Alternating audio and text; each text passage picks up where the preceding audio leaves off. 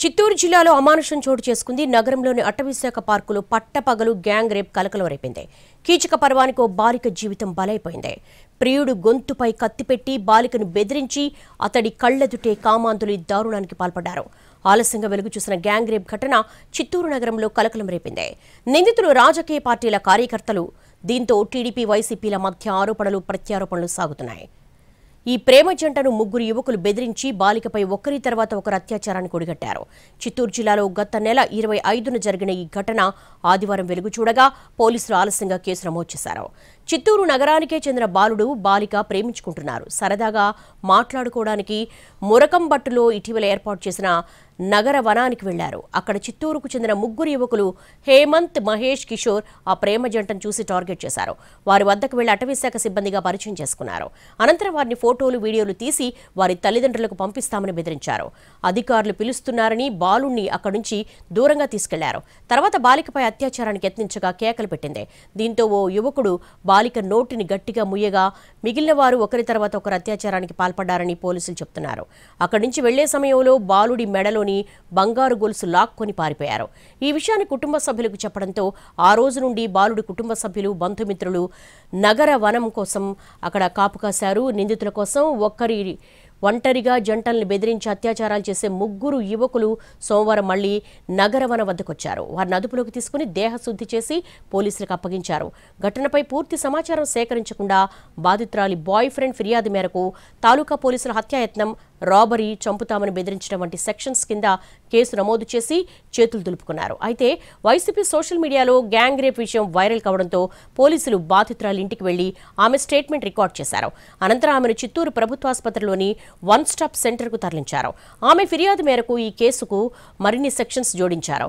POCSO, gang రేప్తో పాటు ఎస్సీ/ఎస్టీ atrocity sections ను ఇప్పటికే నమోదైన కేసుకు జత చేశారు. నిందితులకు సంబంధించి వైసీపీ సోషల్ మీడియాలో రాజకీయ రంగు పులమడం వివాదాస్పదమైంది.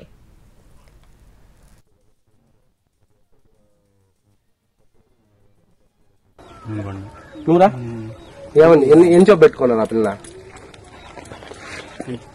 ఏం చేస్తాను నిజం చెప్పాను రా వదిలేస్తాము రొమాన్స్ మళ్ళీ ఏమని చెప్పి పిలుచుకుంటున్నా పిల్ల స్టార్టింగ్. ఘటనపై కఠిన చర్యలు తీసుకుంటామని చిత్తూరు డీఎస్పీ సాయినాథ్ తెలిపారు. ఈ కేసుకు రాజకీయాల రంగులు పులమొద్దని, సామాజిక మాధ్యమాల్లో తప్పుడు ప్రచారాలు చేయొద్దని కోరారు. నిందితులు రాజకీయ కార్యకర్తలు కావడంతో అధికార విపక్షాల మధ్య ఆరోపణలు ప్రత్యారోపణలు సాగుతున్నాయి. గ్యాంగ్ రేప్ విషయాన్ని వైసీపీ పలు వాట్సాప్ గ్రూపుల్లో, సోషల్ మీడియాలో వైరల్ చేసింది. నిందితులు కిషోర్, మహేష్, ఎమ్మెల్యే గురజాల జగన్మోహన్తో పాటు ఫోటోలను పోస్ట్ చేసింది. దీంతో టీడీపీ వాళ్లు కూడా విజయానందరెడ్డితో, పెద్దిరెడ్డితో నిందితులు కలిసి ఫోటోలను బయటపెట్టారు.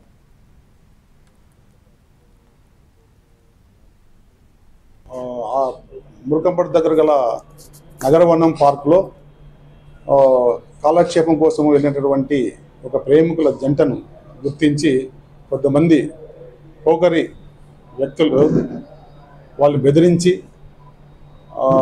వాళ్ళ వద్ద ఉన్నటువంటి విలువైన వస్తువులను లాక్కొని వెళ్ళినారని ఆ ప్రేమికుల్లో ఉన్నటువంటి అబ్బాయి ఇచ్చిన ఫిర్యాదు మేరకు గత రాత్రి మేము ఎఫ్ఐఆర్ నమోదు చేయడం జరిగినది. ఆ అబ్బాయి ద్వారా ఆ అబ్బాయిని గవర్నమెంట్ హాస్పిటల్లో ప్రాథమిక చికిత్స చేయించిన తర్వాత అమ్మాయి యొక్క వివరాలు కనుక్కొని తర్వాత వాళ్ళ పేరెంట్స్ని వాళ్ళని ఈ తదుపరి అమ్మాయి విచారణ కోసము మేము విధాలుగా కౌన్సిలింగ్ చేయడం జరిగింది. ఇనిషియల్గా వాళ్ళు ఈ విషయమై పోలీస్ స్టేషన్లకు వచ్చి రిపోర్ట్ ఇవ్వడానికి వ్యతిరేకించినారు. తర్వాత కొంతమంది వాళ్ళ కుటుంబ పెద్దల్లో సహకారంతో ఈరోజు చివరికి వాళ్ళని ఒప్పించి ప్రభుత్వ ఆసుపత్రిలో వన్ స్టాప్ సెంటర్. నిందితులు రాజకీయ కార్యకర్తలు కావడంతో అధికార విపక్షాల మధ్య ఆరోపణలు ప్రత్యారోపణలు సాగుతున్నాయి.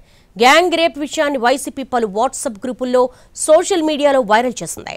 నిందితులు కిషోర్, మహేష్, ఎమ్మెల్యే గురజాల జగన్మోహన్తో ఉన్న ఫోటోలను పోస్ట్ చేసింది. దీంతో టీడీపీ వాళ్లు కూడా విజయానందరెడ్డితో, పెద్దిరెడ్డితో నిందితులు కలిసి ఉన్న ఫోటోలు బయటపెట్టారు. అంతేకాకుండా ఎమ్మెల్యే జగన్మోహన్ మీడియా సమావేశం ఏర్పాటు చేశారు. అత్యాచార ఘటన నిందితులను కఠినంగా శిక్షించాలన్నారు. వాళ్లు తమ పార్టీ వాళ్లు కాదన్నారు. సభ్యత్వం కూడా లేదని తెలిపారు.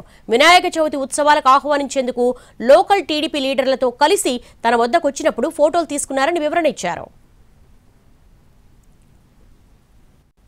విధంగా రీకాలింగ్ చంద్రబాబు ప్రోగ్రాంలో దగ్గర నా దగ్గర ఓడిపోయిన ఎమ్మెల్యే అభ్యర్థి దగ్గర ఫోటోలు ఇవి అని చెప్పడం జరిగింది. వాస్తవంగా అది ఒరిజినల్ ఫోటోనే. మీలాగా అబద్ధాలు మాట్లాడే సంస్కారం వైఎస్ఆర్ కాంగ్రెస్ పార్టీకి లేదు. అతను వైఎస్ఆర్ కాంగ్రెస్ పార్టీలో గతంలో ఉండేవాడు. అతని చేష్టలు నచ్చకుండా వైఎస్ఆర్ కాంగ్రెస్ పార్టీ పూర్తిగా అతన్ని నిర్వీర్యం చేసి పక్కకు దోసేస్తే మీరు మీ పార్టీలో వాళ్ళని స్వాగతించి రెడ్ కార్పెట్ వేసి వాళ్లకు స్వయాన మీ హస్తాలతో మీ పార్టీ కండువాలేసి పేపర్లో కూడా మీరు ప్రచురించడం జరిగింది. వీళ్ళు మా పార్టీ కార్యకర్తలు ఆ వార్డుని డెవలప్మెంట్కు దాన్ని ఇవన్నీ ఆకర్షితులై మాకు వచ్చి చేరినారని మీరే స్వయాన మీరు. ఆ తర్వాత వైసీపీ నియోజకవర్గ ఇన్ఛార్జి విజయానందరెడ్డి కూడా ప్రెస్ మీట్ పెట్టారు. గ్యాంగ్ రేప్ ఘటనను మొదట సోషల్ మీడియాలో పోస్ట్ చేసింది తమ వాళ్లే అన్నారు. ఆ తర్వాతే పోలీసులు రంగంలోకి దిగారన్నారు. నిందితులు గతంలో తమ పార్టీలో ఉన్నవాళ్లే కానీ వాళ్ల వైఖరి నచ్చక పంపించేశామని చెప్పుకొచ్చారు. తెలుగుదేశం పార్టీలో ఉండే వ్యక్తి అని చూపించారు. ఎందుకు చెప్తున్నాను అంటే ఈ ప్రోగ్రాం అనేది మురకంబట్లో లేటెస్ట్గా చంద్రబాబు నాయుడు పైన అగెనెస్ట్గా మేనిఫెస్టో పైన వైఎస్ఆర్సీపీ ఎవరైతే ఇక్కడ ఇన్ఛార్జిగా ఉన్నారో వారితో పాటు పక్కలోనే నిలబడుకొని మీరు బాగా చూడండి, ఈ ప్రోగ్రాంలో క్లియర్గా కనిపిస్తుంది నిలబడుకో ఉంటాడు. ఈ వ్యక్తి తెలుగుదేశం పార్టీకి సంబంధం అని చెప్పి ప్రజల్ని మిస్కమ్యూనికేట్ చేస్తూ వారి దగ్గర ఉన్న కొన్ని సోషల్ మీడియాలో కావచ్చు, లేదంటే వాట్సాప్ గ్రూపుల్లో కావచ్చు.